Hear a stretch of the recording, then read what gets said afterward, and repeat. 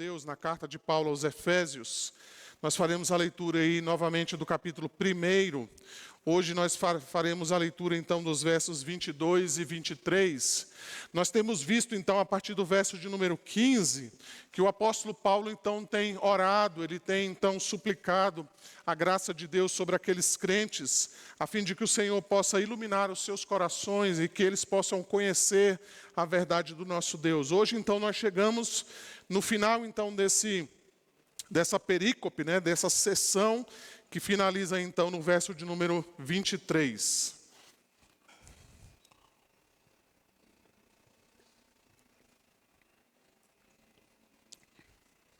Carta de Paulo aos Efésios, capítulo 1, os versos 22 e 23. Assim nos diz a palavra de Deus. E pôs todas as coisas debaixo dos pés, e para ser o cabeça sobre todas as coisas, o deu à igreja, a qual é o seu corpo, a plenitude daquele que a tudo enche em todas as coisas. Vamos orar mais uma vez? Senhor Deus, nós te bendizemos mais uma vez nesta hora, Senhor, pela leitura da tua palavra. Obrigado, Senhor, porque a tua palavra, ela é capaz de discernir os nossos pensamentos, as nossas intenções. Ela é capaz de dividir, Senhor, as nossas intenções e pode discernir, Senhor, de fato, aquilo que vai no nosso coração. Por isso, Senhor, nós suplicamos que a Tua palavra nos sirva nessa noite, Senhor, como instrumento nas Tuas mãos, para que o Senhor possa falar aos nossos corações. Assim nós suplicamos a Tua graça e nos colocamos diante do Senhor, em nome de Jesus. Amém.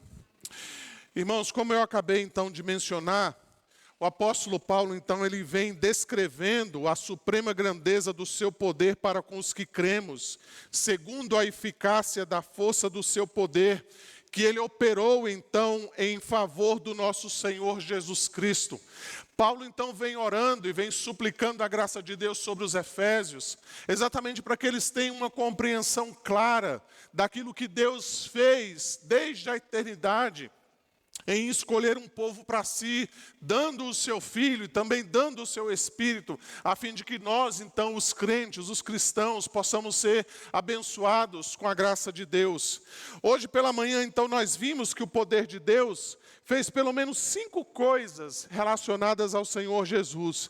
Nós vimos então que Jesus, pelo poder de Deus, ressuscitou dentre os mortos. Nós vimos que Deus, pelo seu poder, colocou Cristo assentado à sua direita nos lugares celestiais. Nós vimos que Cristo está acima de todo principado e potestade, poder e domínio, e todo nome que se possa referir não só no presente século, mas também no vindouro. Nós vimos hoje também pela manhã que, pelo poder de Deus, Cristo foi posto, melhor dizendo, todas as coisas foram postas, não é o inverso, debaixo dos seus pés. E também Deus colocou Cristo como cabeça da igreja, que é o seu corpo. Embora o texto que nós acabamos de ler não diga diretamente que Cristo é o cabeça da igreja, nós podemos entender então essa expressão cabeça sobre todas as coisas, que certamente inclui a igreja.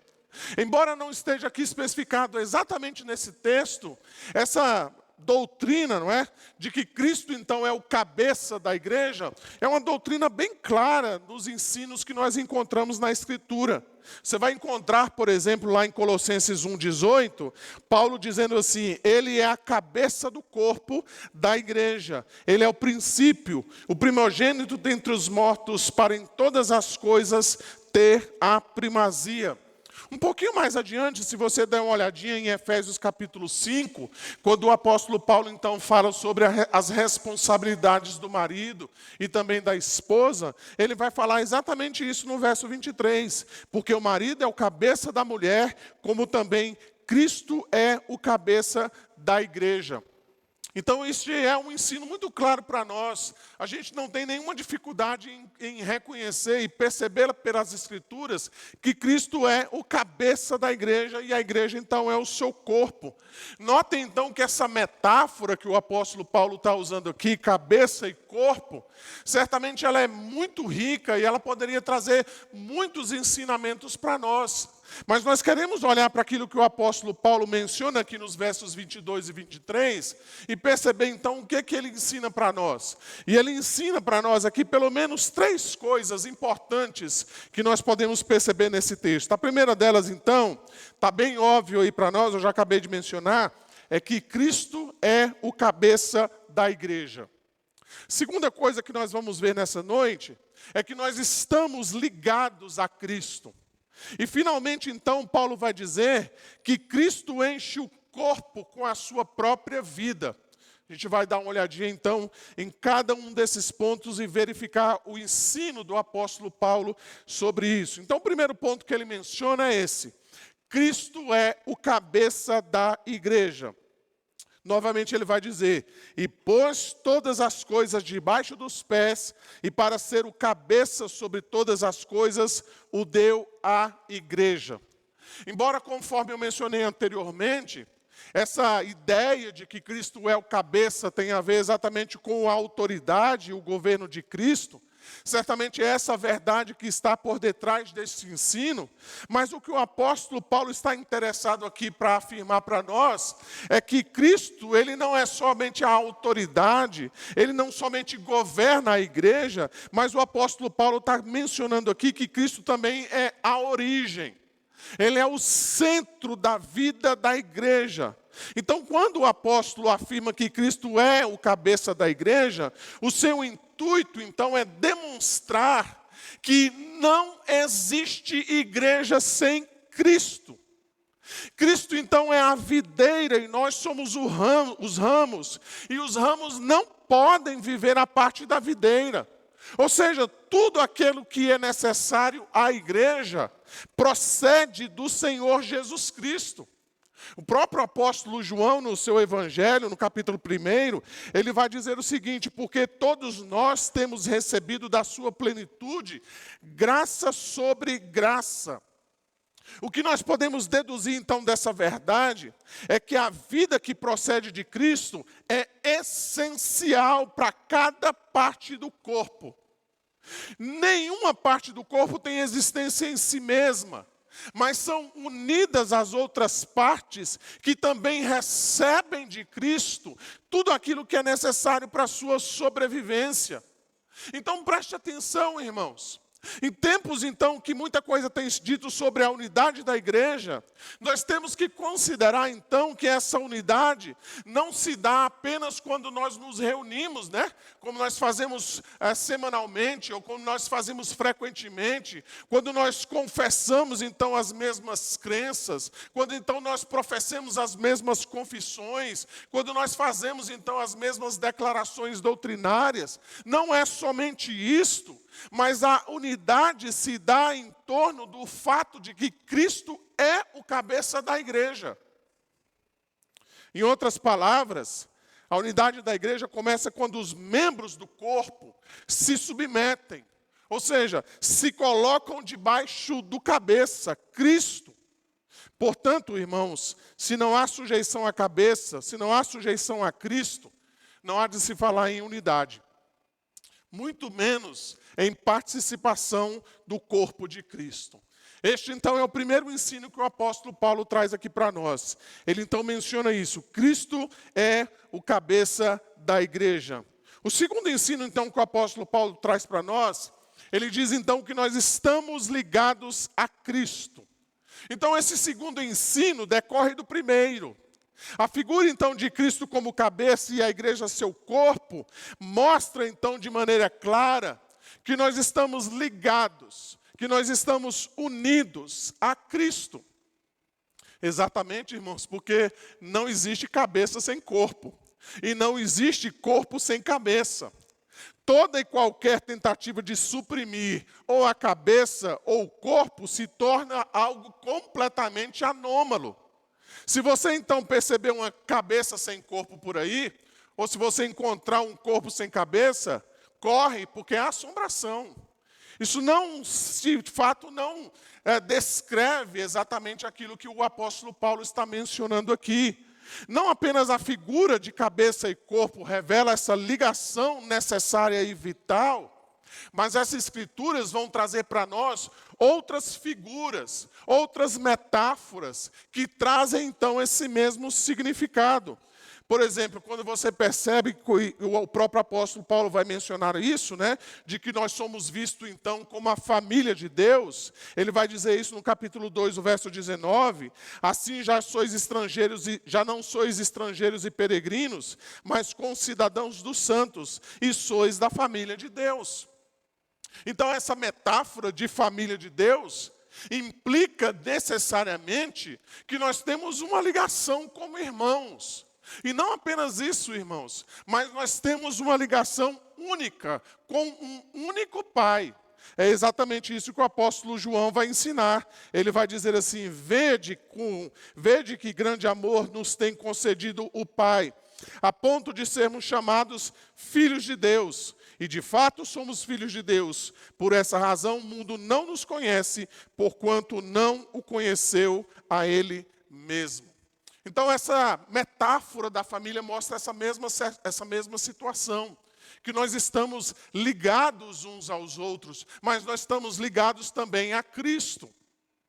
Uma outra metáfora interessante que aparece é exatamente a comparação que o apóstolo Paulo vai fazer aqui mesmo em Efésios, dizendo então que a igreja é um edifício e Cristo então é a principal pedra de esquina. Está aí no capítulo 2, os versos 20 a 22. Ele diz: edificados sobre o fundamento dos apóstolos e profetas, sendo Ele mesmo, Cristo Jesus, a pedra angular, no qual todo edifício bem ajustado cresce para santuário dedicado ao Senhor, no qual também vós juntamente estáis sendo edificados para a habitação de Deus no Espírito. Então percebam a ligação entre edificação, que somos nós, e pedra que sustenta a edificação, que é Cristo. Então o próprio apóstolo Paulo está dizendo isso. Não há edifício que se sustente se não houver nele esta pedra principal, esta pedra angular. E no caso então da igreja, essa pedra é Cristo. É Ele então que sustenta esse edifício chamada igreja. Além disso, igreja e Cristo são comparadas como a videira verdadeira e os seus ramos, conforme João capítulo 15, nós vamos encontrar isso nos versos 1 e 2, e também no verso de número 5. Jesus então vai dizer: eu sou a videira verdadeira, e meu Pai é o agricultor. Todo ramo que estando em mim não der fruto, ele o corta, e todo o que dá fruto limpa, para que produza mais fruto ainda. O verso 5 ele vai dizer: eu sou a videira, vós os ramos, quem permanece em mim e eu nele, esse dá muito fruto, porque sem mim nada podeis fazer. Então, notem, irmãos, que essas figuras, essas metáforas, elas então tendem a nos habilitar a entendermos a nossa relação com o Senhor Jesus Cristo. Especialmente no que diz respeito aos versos 22 e 23 do capítulo 1 de Efésios. Estes versos, então, certamente nos dão uma noção clara de como deve ser a nossa relação com o Senhor Jesus Cristo e quais as implicações que isso tem na nossa vida prática, conforme eu pretendo mencionar mais adiante. Pensemos então no nosso próprio corpo. A verdade essencial do nosso corpo é que ele não é um número de partes, e cada uma das partes do nosso corpo funciona de maneira independente ou de maneira solta. O nosso corpo, embora ele tenha várias partes, essa parte então, ou essas partes, elas formam uma só unidade. Aplicando-se isso então ao corpo de Cristo, é isso então que o apóstolo Paulo vai ensinar lá em 1 Coríntios 12, é de que embora nós sejamos muitos membros, nós fazemos parte de um só corpo. Uma outra coisa interessante a respeito do nosso corpo, é que o nosso corpo então ele procede de uma célula original. Todo o nosso corpo, então, é formado exatamente desta célula, que gera, então, o nosso corpo.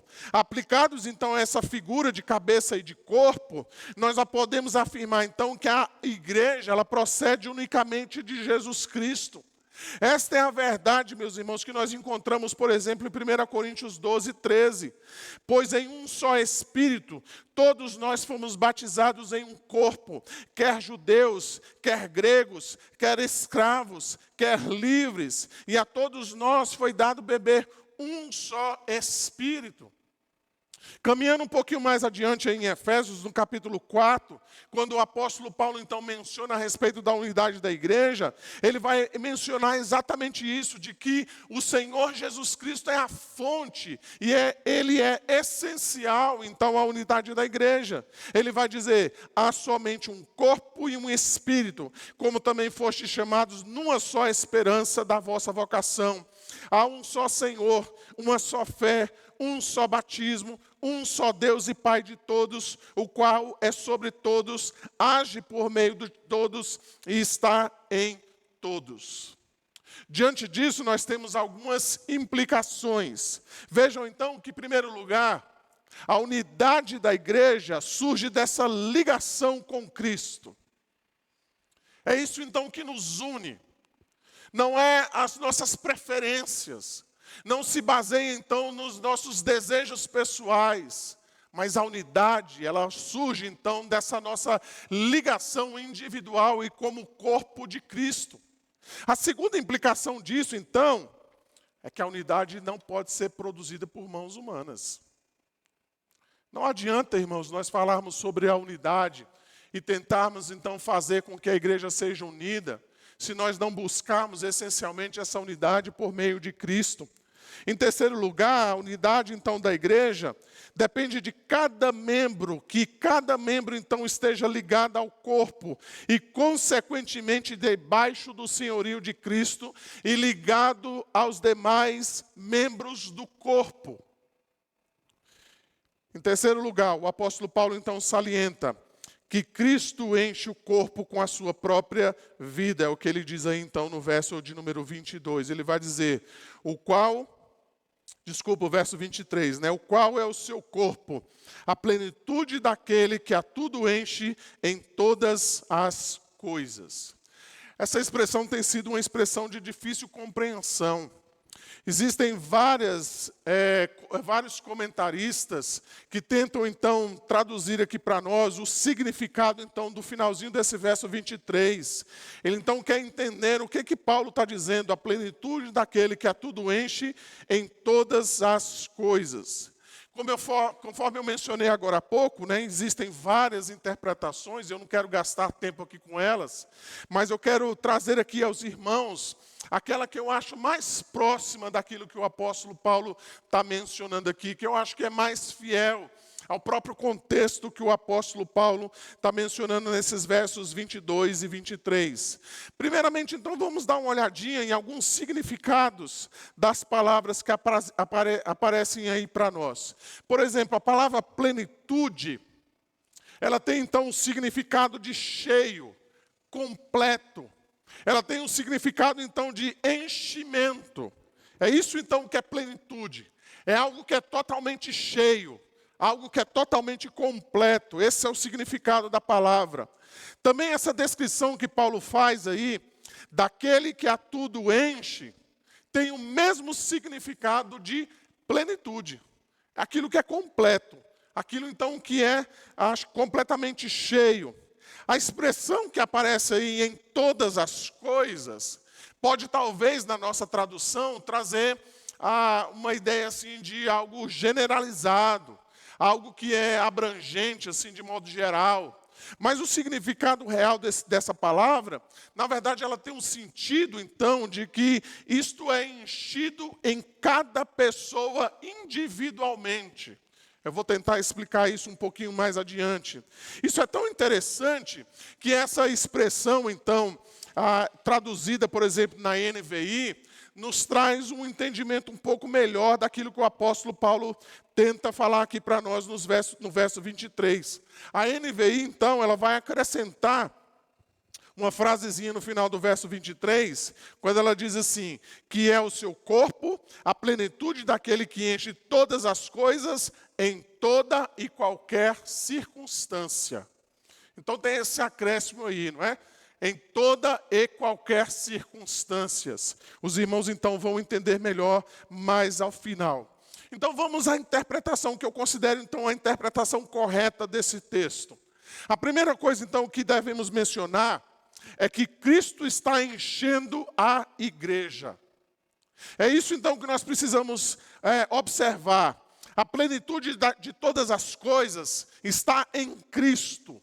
Aqui mesmo o apóstolo Paulo, no capítulo 4, verso 10, ele vai dizer o seguinte: aquele que desceu é também o mesmo que subiu acima de todos os céus, para encher todas as coisas. As palavras, então, aqui eu acabei de mencionar, nos dizem que Cristo enche o seu corpo, a sua igreja, com a sua própria vida. A Bíblia vai dizer que em Cristo habita corporalmente toda a plenitude, conforme Colossenses 2:9. Então, nessa analogia usada pelo apóstolo Paulo de cabeça e corpo, nós podemos então afirmar que Cristo dá vida a cada indivíduo, a cada parte que estão então mencionadas no corpo de Cristo, que é a sua igreja. Então, o que eu estou querendo dizer é que Cristo não só abençoa a sua igreja de modo geral, mas Ele abençoa individualmente cada membro deste corpo. Assim como o nosso corpo também. Nós não vemos o nosso corpo só de modo geral, não é verdade? Mas o nosso corpo é alimentado nas suas partes também de maneira individual. Por isso, então, Cristo enche todas as coisas, inclusive a igreja, que é o seu corpo. A segunda coisa, então, que devemos mencionar é que a igreja, então, é a plenitude de Cristo. Ou seja, Cristo não está completo sem a sua igreja. Isso, então, se encaixa bem nessa figura corpo e cabeça que o apóstolo Paulo está usando. Nesse sentido, portanto, Paulo afirma que a plenitude de Cristo está em nós, a sua igreja. João Calvino, por exemplo, comentando esse texto, ele vai dizer algo muito interessante para nós. Ele vai dizer assim: aqui temos a mais elevada honra da igreja, até que ele esteja unido a nós. O Filho de Deus se considera, em alguma medida, imperfeito. Que gloriosa consolação recebemos ao ouvir, enquanto não nos tiver como um corpo só com Ele, não estará completo em todas as suas partes. Calvino não está dizendo que Cristo é imperfeito, absolutamente não. Mas ele está dizendo que, de certo modo, Cristo não é ou não está ainda perfeitamente cheio, porque Ele aguarda a sua igreja, nós, o seu corpo. Um outro estudioso das Escrituras, ele vai afirmar também algo muito interessante. Ele vai dizer: no tocante à sua essência divina, Cristo, em sentido algum, pode depender, nem é possível ser completado pela igreja. Mas como esposo, porém, ele é incompleto sem a esposa. Como videira, não se pode pensar nele sem os ramos. Como pastor, não pode ser visto sem as suas ovelhas. E assim também, como cabeça, ele encontra sua plena expressão no seu corpo, a igreja. Então, olha que coisa maravilhosa. Que riqueza, então, da palavra de Deus. Nós podemos, então, considerar essa interpretação como correta. E nós podemos então afirmar, irmãos, que permanecer em mim e eu permanecerei em vocês, mostra não só que os ramos são incompletos sem a videira, que é exatamente o ponto que o apóstolo João enfatiza lá em João capítulo 15, mas também no sentido de que a videira só encontra a sua completude nos ramos. Então, além disso, essa metáfora do corpo e da cabeça e do corpo, quando interpretada como o significado que o corpo enche e completa a igreja, resulta exatamente na unidade orgânica, para que o corpo leve a bom termo a vontade e o propósito do cabeça. Então, olha que coisa maravilhosa aqui, irmãos. O que o apóstolo Paulo está dizendo em suma é que Jesus Cristo usa a sua igreja para a realização do seu plano, do seu governo no mundo e para a salvação de pecadores. Cristo então expressa toda a sua plenitude em nós, ao mesmo tempo então que de certo modo nós completamos a Cristo. O que certamente vai acontecer na consumação de todas as coisas. O seu noivo encontrará com a sua noiva. O seu esposo, então, encontrará com a sua igreja. E então nós estaremos unidos. Seremos completados na presença de Cristo. E Cristo certamente será completado com a sua igreja. Isso significa, então, meus irmãos, pelo menos 3 coisas. Primeiro, que Cristo é a fonte do poder em nós. Segundo, Ele nos dá a energia necessária para desempenharmos as nossas funções individuais no corpo. Terceiro, Cristo dispõe cada membro em seu corpo. Em suma, o verso de número 23, a qual é o seu corpo, a plenitude daquele que enche todas as coisas, menciona que Cristo enche o seu corpo, a sua igreja, na sua plenitude. Ao mesmo tempo em que o seu corpo completa a cabeça, Cristo, revelando então a nós essa ligação íntima, essa ligação inviolável entre Cristo e a sua igreja.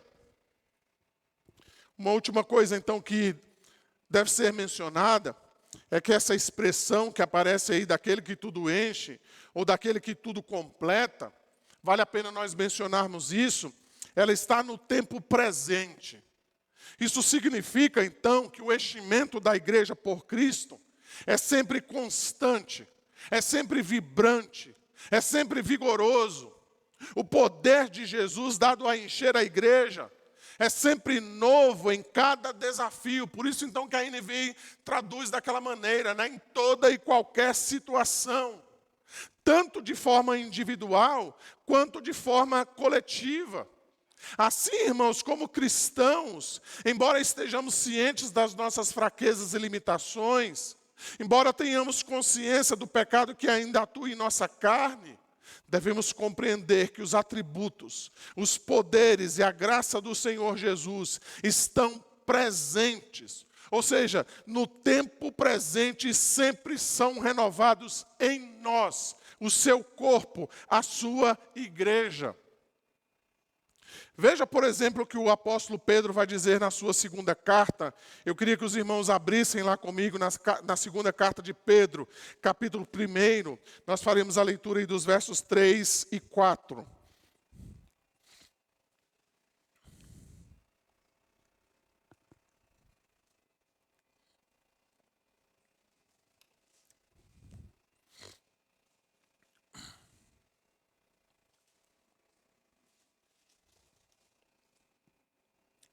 Vamos ler juntos aí, 2 Pedro, capítulo 1, os versos 3 e 4. Vamos ler?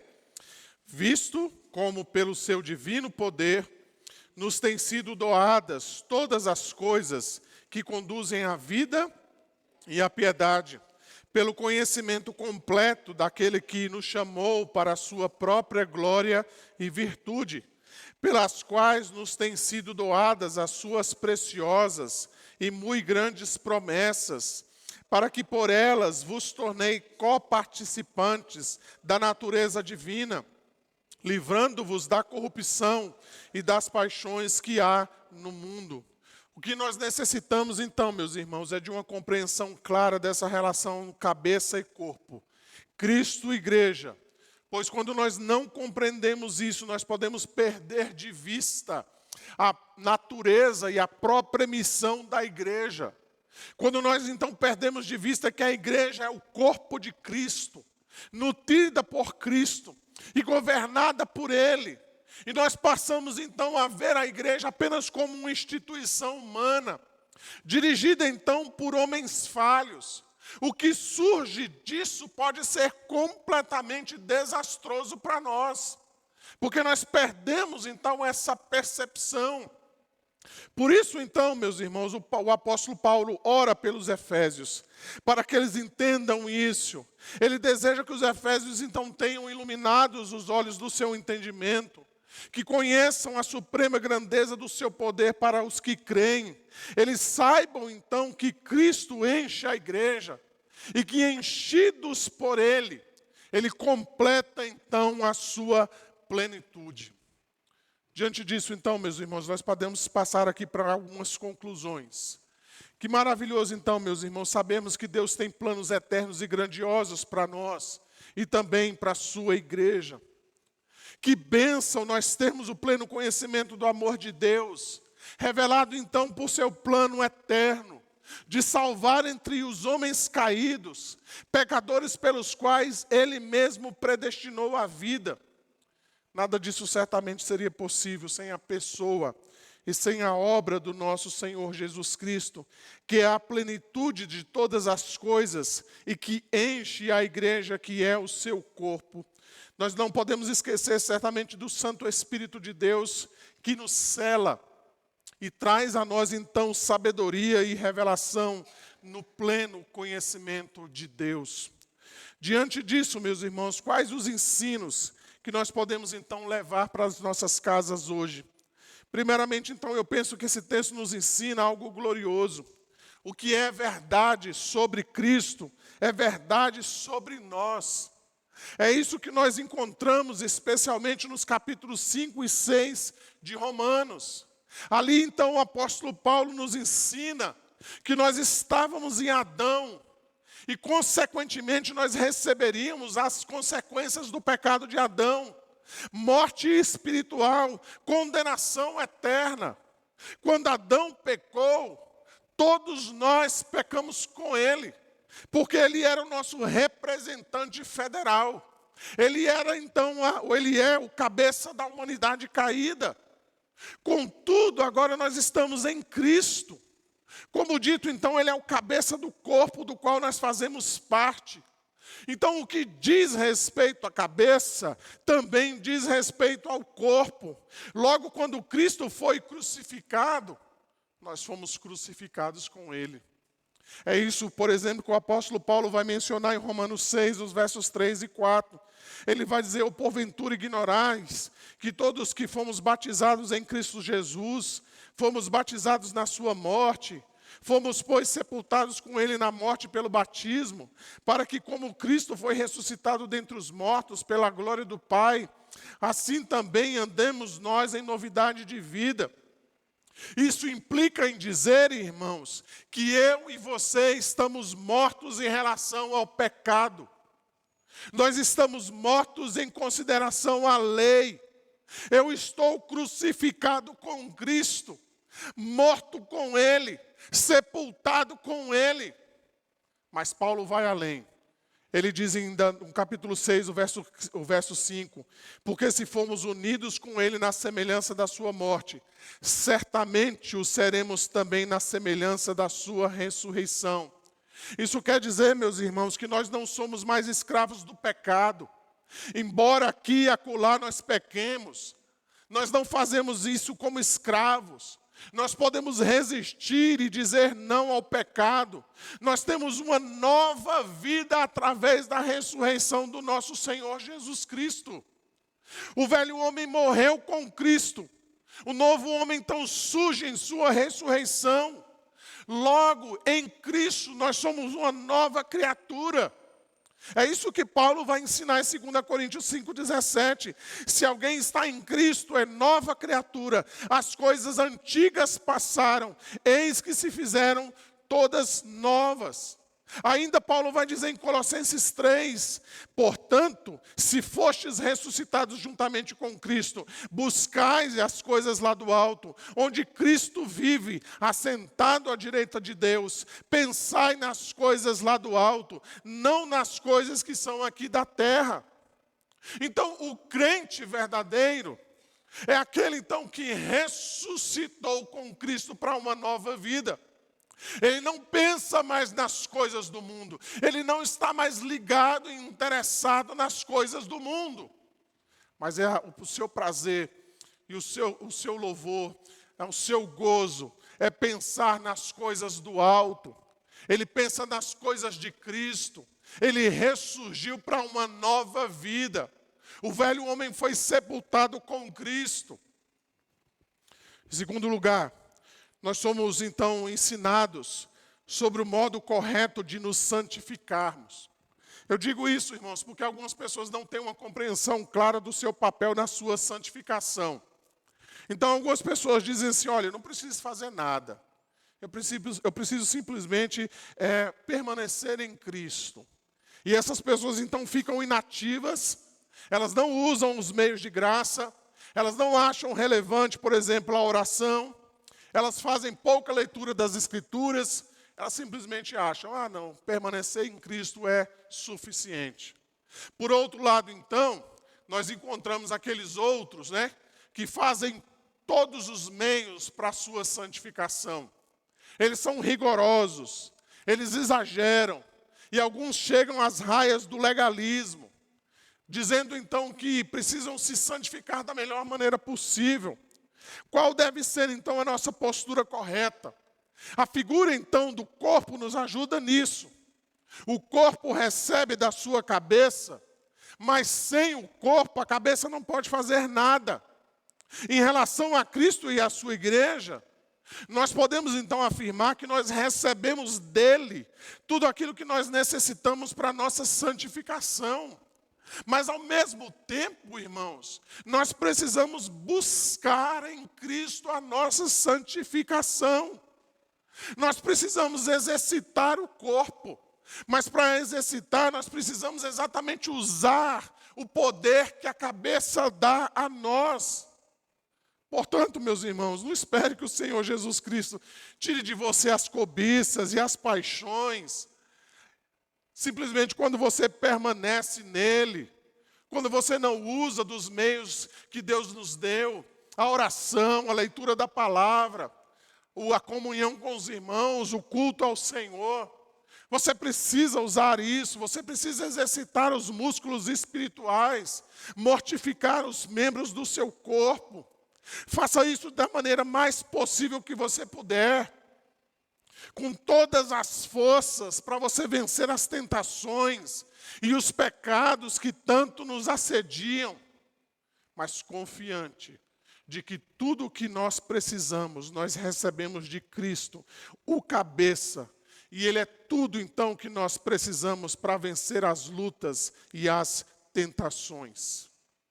Além disso, meus irmãos, esse texto e essa metáfora da cabeça e do corpo nos ensina que a submissão vem antes da comunhão. Vou repetir. A submissão vem antes da comunhão. Em outras palavras, aqueles que não se submetem a Cristo não estão prontos para participar da unidade da igreja. Aqueles que não participam da unidade da igreja não pode ter Cristo como cabeça. As duas coisas se completam, mas as duas coisas também são dependentes umas das outras, uma da outra. Em tempos, então, que a gente tem ouvido muito sobre os desigrejados, onde pessoas, então, têm questionado a importância da igreja, nós precisamos, então, reafirmar o valor da igreja, não apenas como uma instituição, mas como sendo o corpo de Cristo. A igreja, então, é o espaço da plenitude de Cristo, porque ela é o corpo de Cristo. Nesse espaço, Cristo, cabeça, preenche os crentes de forma completa. Logo, meus irmãos, a igreja é a esfera da plenitude daquele que preenche tudo em todas as coisas. Portanto, aqueles que querem desfrutar da unidade da igreja, devem antes se submeter a Cristo. Aqueles que dizem que se submetem a Cristo, devem se esforçar diligentemente para manter a unidade da igreja. Porque essas coisas são complementares. Elas são dependentes uma da outra. Finalmente, meus irmãos, não nos esqueçamos que a eficácia da força do seu poder está em nós, por causa do nosso relacionamento com o Senhor Jesus Cristo, que é o cabeça do corpo, do qual nós fazemos parte. O poder de Deus, então, está em nós e nós devemos usá-lo de modo correto. Assim, então, meus irmãos, prossigamos de fé em fé, de glória em glória, até que finalmente, com todos os demais cristãos, nós cheguemos então à condição de homem perfeito, à medida da estatura da plenitude de Cristo. Você precisa de amparo? Você precisa de consolo, de conforto para as suas lutas. Você precisa de paz para as suas adversidades. Você sofre com solidão, passa por momentos de muita tristeza. Eu quero lhe dizer que Cristo preenche você por completo, continuamente, em todas as coisas. Mesmo em momentos, irmãos, que não há ninguém que possa nos ajudar, Cristo preenche por completo o vazio. Ele é a plenitude que enche todas as coisas. Que Deus, então, pelo seu Espírito Santo, ilumine os olhos do nosso coração, para que venhamos a saber de fato que somos membros do corpo de Cristo, a igreja, a plenitude daquele que a tudo enche em todas as coisas, em toda e qualquer circunstância. Vamos orar nesse instante, vamos falar com Deus nesta hora.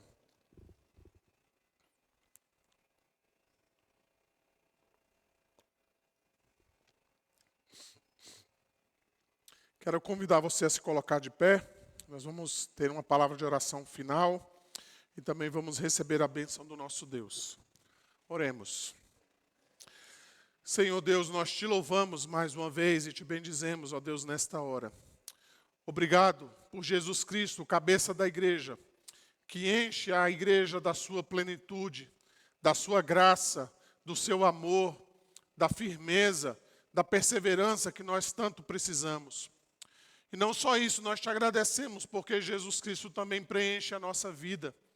Ele nos ampara na solidão, Ele nos dá conforto nas lutas, Ele traz paz nas nossas tribulações. E mesmo que ninguém ou nada esteja ao nosso redor para nos amparar, nós temos a certeza que em Cristo Jesus nós somos completos. Nós te louvamos por isso, Senhor, por Tua graça ministrada em nossas vidas, porque o Senhor nos escolheu para sermos o Teu povo. E nós te bendizemos nesta hora, Senhor. Leva-nos em paz, debaixo da Tua graça, que o Teu Santo Espírito continue falando aos nossos corações durante toda esta semana, que o Senhor possa nos encher em toda e qualquer situação, e que o Senhor possa guiar os nossos passos, os nossos pensamentos, as nossas palavras e as nossas ações, a fim de que sejamos para a glória e louvor do Teu santo nome. Assim, Senhor, despede-nos em paz e nos conduz em bom termo durante toda esta semana. Nós oramos e te bendizemos, em nome de Jesus. Amém. Agora, amados irmãos, que a graça de nosso Senhor e Salvador Jesus Cristo, que o amor de Deus, o nosso bendito Pai, que a comunhão e as doces consolações do Santo Espírito sejam sobre todos nós aqui presentes e sobre todo o povo de Deus, hoje e para todo sempre. Amém.